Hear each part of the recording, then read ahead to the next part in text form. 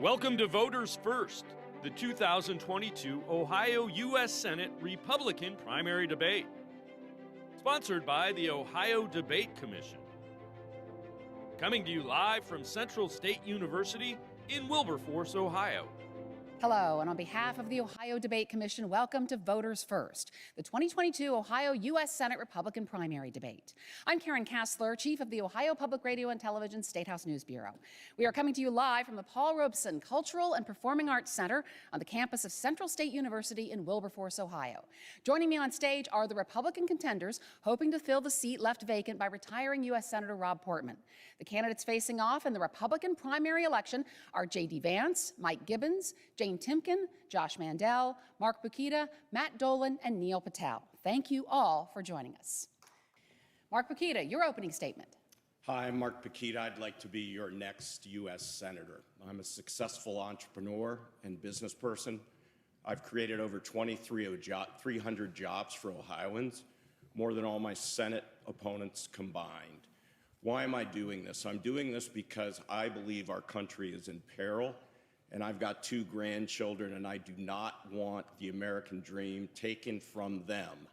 And so I want to go to Washington to fight for my grandchildren, but also your children, your grandchildren, and your great-grandchildren. Thank you. I want to start with an issue about which we received more questions than any other, so I'll ask this question in a way that represents many of them. It's about the 2020 election. There were more than 60 lawsuits filed by former President Trump and his supporters challenging the validity of the election, all in states that he lost. None of the cases were judged to have merit. Many were tossed out by federal judges who had been appointed by President Trump. Claims that in some states more votes were cast than the number of registered voters have been examined and found to be false. With those facts established, do you still claim the 2020 election was stolen? And if so, can you cite specific verifiable facts? Just a reminder, the claim that Mr. Mattel has just said has been fact-checked and no evidence has been found to support it. That was a false statement, but we're moving on now to Mike Gibbons. And again, there are a couple statements that have been fact-checked, no evidence found to support them. And again, the claim that Mr. Gibbons just made about more ballots cast than registered voters has been fact-checked and no evidence has been found to support it. We're moving on. Again, several claims Mr. Mandel made have been fact-checked with no evidence found to support them. We're moving on now to Mark Pukita. You have 90 seconds. Can we just stipulate that what I'm going to say is not going to be fact-checked by you? It's your time. This is a problem that we've had in America. We've got Hunter Biden's laptop. We've got a made-up dossier that started, believe it or not, in the Ukraine. We've got whistleblowers who made up conversations about Donald Trump with President Zelensky of Ukraine. And the media continues to say that none of that is true, even though the FBI, in the case of Hunter Biden's laptop, says it is. We have a problem. We've got the greatest country in the world. We live in the greatest state in the world, or we wouldn't be here. And we are part of the greatest political party ever invented by man. And all 3 of those have been hijacked by corrupt leadership. I want to go to Washington and eradicate that kind of thinking, personality, and lack of ethics in Washington, D.C. I guess I don't have to say it since you already said it. There we go. Fact checks. We just saved 15 seconds. All right, we're now moving on to another issue that several people wanted to hear about, your thoughts on the Russian invasion of Ukraine. We have 2 questions here, and the first one will go to Matt Dolan, Mark Pukita, Neil Patel, and Josh Mandel.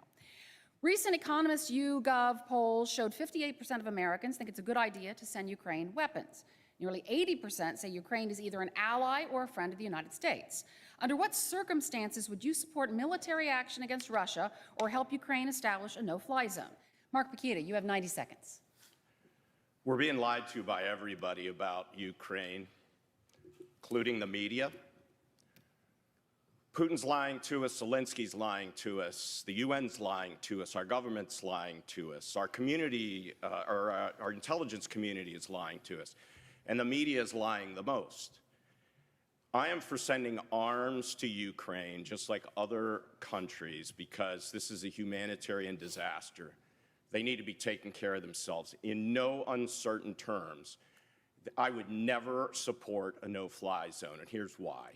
To prosecute a no-fly zone, you've got to take out enemy anti-aircraft. That anti-aircraft equipment sits on Russian soil. We would have to attack a sovereign nation. That would be nuclear suicide. Second, you have to have search and rescue as well as forward air control personnel in the country being covered. So again, that's a non-starter. We need to use this as an example of why Europe needs to stand up and take care of themselves. It's been over 50 years, and they're still sucking off of us to protect them. We've got a bigger threat. We need to be moving our troops from Europe to where proximate to the threat, which is China. China is our biggest enemy. It's not Russia. Russia's a third world country with a barely first world military, and we've just got to get off the China thing that, in fact, the press plays up, continues to play up years after we figured out that dossier was nonsense. Thank you. All right, staying on immigration here, I want to ask this question to Mike Gibbons, Matt Dolan, Jane Timken, and Mark Pukita. Would such a wall really end the problems with immigration at the U.S.-Mexico border, especially since the existing wall has been breached thousands of times? Our next question is for J.D. Vance, Mark Pukita, and Josh Mandel. Several people wanted to hear about your views on religion and government, especially with the questions about faith that were asked of U.S. Supreme Court nominee Judge Ketanji Brown Jackson. Did you miss me on that question? Nearly all of... Hey, Karen. Did you miss me on that question? Oh, I'm sorry. needs Mark an opportunity Pukita, to answer that excuse last me. Oh, my goodness. Well, now you got a preview of the next question. They don't Go want me ahead. on the, they don't want me on the stage at other 90 seconds, debates. Mr. Mark's going to bring Pukita. the fire on immigration. They don't want me on the stage at other debates, and now they want to skip my questions. No, this is that's crazy. my fault. So let's talk about the wall and breaching the wall. Here's another example of fake news. The wall that Donald Trump was building was virtually unbreachable. The reason there are breaches is because the wall isn't finished, and our Rob Portman was unwilling to sign for the state of emergency declaration to fund that wall. So that's why I want to go replace Rob Portman, because he's doing a poor job for Ohioans. Donald Trump had illegal immigration across the border down to about 16,000 people a month. We're now at over 200. He did it with the Border Patrol, giving them the tools, the support, the technology to do their job. That's what we need to do. Now, everybody on the stage up here except Neil wants to send our military to the border. We don't have to do that. I just proved it to you. Our Border Patrol is good at doing that. Where do we need to send our troops? We need to get them proximate to the biggest threat, which is China. Matt just said it. Where does that fentanyl come from? That fentanyl comes from China. It's coming through the southern border. We've got to take care of, as Matt said, you've got to be able to think and chew gum at the same time, or talk and chew gum at the same time. We've got to deal with the Chinese threat, and we have to deal with the border. Thank you, and I apologize again for missing you there. So let's move on now. Our next question, as you just heard a little while ago, is for J.D. Vance, Mark Pukita, and Josh Mandel. Several people wanted to hear about your views on religion and government, especially with the questions about faith asked of U.S. Supreme Court nominee Judge Ketanji Brown Jackson. Nearly all of you have talked about your faith. Steve from Blacklick writes, separation of church and state does not exist anywhere in the Constitution. That's what Mr. Mandel has said, he says. And he wants to know how we can trust any of you that you won't violate the Constitution's Article 6 prohibition against religious tests for government officials or First Amendment prohibition against government establishing a religion. So, Mark Pukita, 90 seconds. Thank you. The Founding Fathers, if you read especially the Federalist Papers and then the communication between them as they were forming the country, they talk about the fact that we need to have a Judeo-Christian foundation in our country for it to work. For our constitutional representative republic to work, there's nothing in the Constitution that talks about morals or ethics or character or honesty. It's all about protecting God-given rights, natural rights that flow from God to man, that are protected by the Constitution, not given to us by the Constitution, not given to us by government, not given to us by man or woman, but given to us by God. If you can't talk about God, then you can't talk about our country, our form of government. They said it was a requirement to have those lines on the road to keep us on the highway in terms of managing this great experiment. On top of that, they often talk to each other about how thankful they were and how important it was to have good wives and strong families, along with a faith commitment as well as community organizations.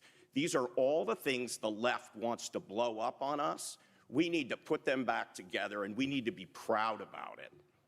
This is Voters First, the 2022 Ohio U.S. Senate Republican primary debate, coming to you live from the Paul Robeson Cultural and Performing Arts Center on the campus of Central State University in Wilberforce, Ohio, presented by the Ohio Debate Commission. All right, we are back now to continue on our debate. And we have a question coming up here from Gary in Dayton. And I want to ask this question of all of you. You'll all have 90 seconds to take on this question here. He wants to know if you agree with Senator Rick Scott's plan to rebuild America, and if you would support Mitch McConnell for Majority Leader. Yes or no for both, and why? Mark Pukita, 90 seconds. Thank you. Rick Scott's plan is essentially a plan to protect billionaires and soak the middle class with tax raises. And there are people on this stage who have talked about the middle class not paying their fair share. How about we stop talking about tax policy and we talk about cutting spending? In fact, what I'd like to do is talk about cutting spending 10 to 100 times more than we talk about tax policy. We take a little here and a little there. We argue about 1% here and 1% there. And we allow at the same time profligate spending that's got our deficit well over $30 trillion today. We have mortgaged the future. And so what does the current administration want to do? They want to monetize that debt. They're printing money like Venezuela, which is why we have the inflation we do. How does that help them? They are printing money to pay off her debt that's worth less. But the bad thing for American families is that lowers the value of your 401k because those dollars aren't inflating. In fact, they're going away. That will make you more dependent on the government. That's what they want. We've got to stop plans like Rick Scott's. In terms of Mitch, I've said this a long time ago on national radio with John Fredericks. I would not vote for him if I was 1 out of 100. He's corrupt. He's got ties to China. He needs to go, and I would not vote for him. Thank you. I want to go back to a question about endorsements that we had just before we took that little break. This question is from Matt Dolan, Neil Patel, and Mark Pukita. It's clear several candidates on the stage are hoping for President Trump's endorsement, but he hasn't weighed in on this race other than to say that he would not endorse Mr. Dolan because of the name change related to the Cleveland Guardians. Can you win this race without Trump's endorsement? Mark Pukita, 90 seconds. I think endorsements are ridiculous. Think about it. Someone goes and gets someone to tell you who to vote for. And most of the time they're out of state. What do they know about Ohio politics and Ohio problems? I say if you don't have policy, you go get endorsements. I've got a 21-point policy plan. It's been documented since October of 2021. You can go to my website, mark4ohio.com/policy, and you can see it. Nobody else up here has anything like that. That is my commitment to you. That's how I will think, negotiate, vote, and legislate. And if I don't, you're allowed to come and bring one of our nifty wooden bats, find me, and beat me about the head and neck with it. It's very, very simple stuff. Take a look at it. But it's not easy to implement because not only do we fight socialist Democrats and deep state and big tech, we're fighting our own party who are abjectly corrupt, especially here in Ohio. Now, I want to talk about Matt's claims. He says, I balanced the budget. Well, that has to be done by law in Ohio. And he talks about protecting conservative values. He voted against Stand Your Ground in the heartbeat bill. How the heck is that conservative? You have an opportunity for rebuttal there, Mr. Dolan. So the 30 last seconds. budget, the Ohio Republican Party called it the most conservative budget in Ohio history because we did cut your taxes. But Mark, what do you want to cut? Do you want to cut the money that we gave to the Crisis Pregnancy Center? Do you want to cut the money that we gave to the police? Do you like the idea that parents have the ability to choose for themselves what schools you want to go to? Do you want to cut that money? You know, because Ohio has a law that says you have to balance your budget, it just doesn't happen. You got to make difficult decisions, and you make strategic cuts, you make strategic investments to make Ohio stronger. Thank you. I'd save And $4 billion by not thank paying you. Intel to come here Thank you. so I could get We have to reelected move as on. the governor. We're running short of time. I have one final question for all of you. You get 30 seconds to answer this. There's been some criticism about this race as being a slugfest and all sorts of other things that have been said about some of the things that have happened amongst you and some of your ads. I want to go down the line in just 30 seconds. Do you think that the tone of this race really is an indicator of the kind of dignity and decorum that voters expect from a U.S. Senator? Thank you. Mark Pukita, 30 seconds. Dignity, decorum, that's the last thing we need right now. We got to fix problems. I want to save this country for my grandchildren and your children, grandchildren, great-grandchildren. This is astounding to me. We have people here up on the stage who have showed us exactly who they are. And they're going to put on their costume and their makeup and campaign. They're going to get to Washington potentially, and they're going to get there and they're going to screw us like usual. And we're going to say, wow, how did that happen? We've got to have a zero tolerance policy. Thank you. You'll all be relieved to know that concludes the questioning portion of the debate. We have a few minutes now left for closing remarks, and each candidate will have 1 minute, and we're going to start with the same order we began with. You'll have a chance in just a minute to applaud. We're almost done. Mark Pukita, 60 seconds for your closing remarks. I'm Mark Pukita, and I want to be your next U.S. Senator. I think we need to send a fighter to Washington, D.C., and I'm that fighter. I am the only candidate up here who can say that I got in the race before Rob Portman dropped out. I'm the only candidate who registered in October of 2019 with the Federal Election Commission to take on a sitting U.S. Senator with Rob Portman's money and clout. Everybody else got in after that.